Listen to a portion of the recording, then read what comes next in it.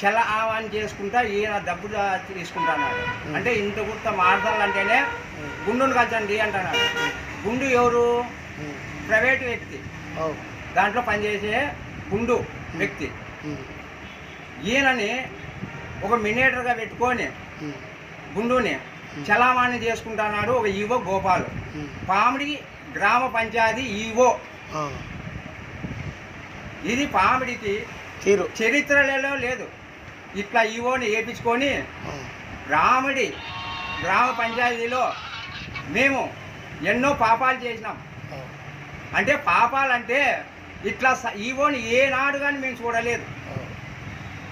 మేము ఏదో మంచి చిన్న స్థాయి నుండి వచ్చినాడు కదా, మంచి వ్యక్తి అని సంతోషం పడినాం.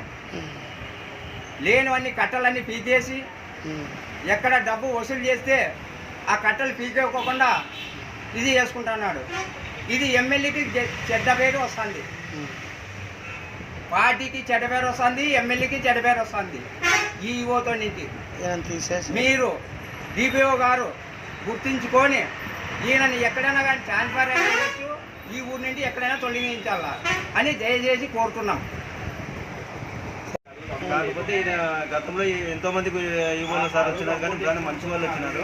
కాకపోతే ఇట్లా కొంతమంది మంచి ఎక్కడ చూడలేదు. మంచి యువలు గోపాల్ గారు కానీ మాకు ఎంతమంది వచ్చినా మంచి వాళ్ళు వచ్చినారు. ఇతను వచ్చిన వాళ్ళు వచ్చి యువ గోపాల్ వచ్చిన ఒక పని జరగడం లేదు.